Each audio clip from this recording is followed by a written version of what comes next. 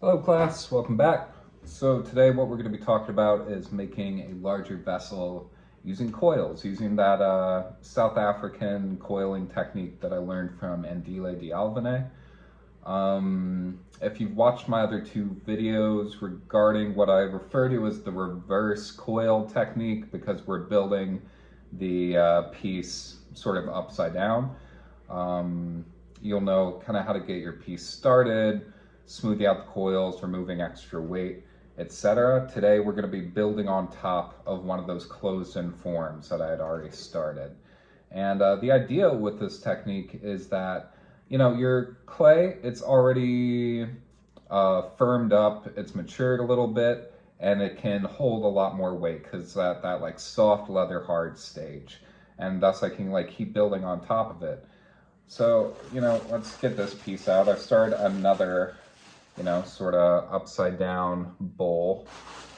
And I've removed the extra weight. I've smoothed out the exterior as well as the interior, and I've let it dry to sort of a soft leather hard.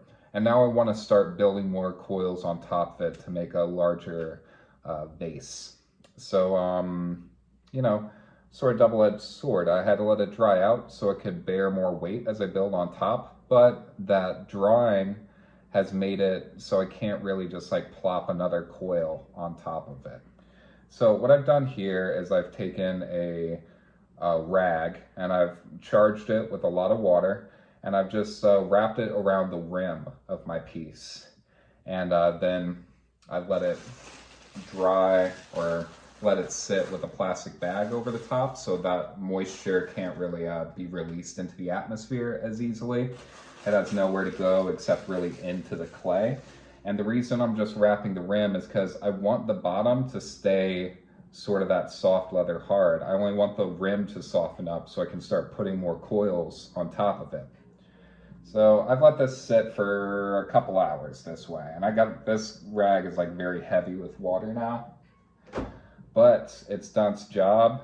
It's made this rim pretty soft, not as soft as I would like, honestly, but soft enough to start adding some more coils on top of it. And so that's what we're gonna do.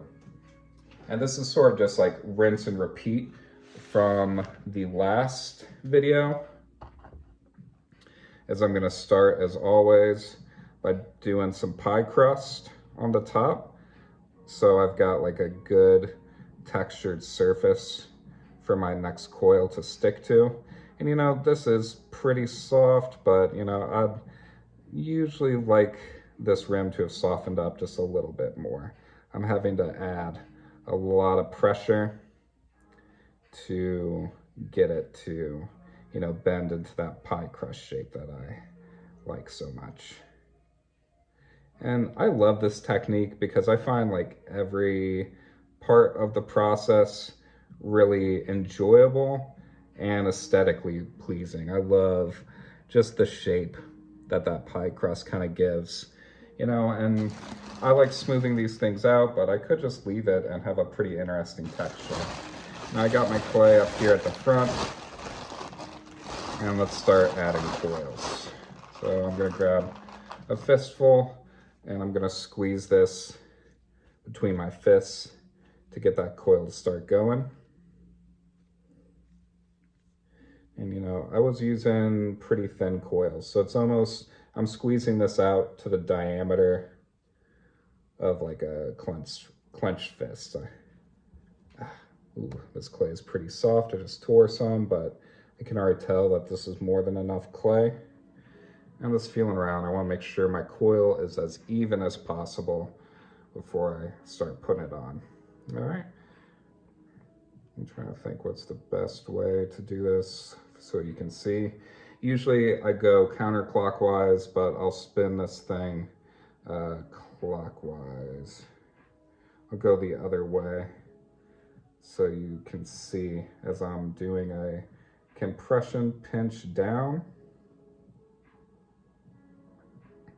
just to make sure my clay is stuck to that top area.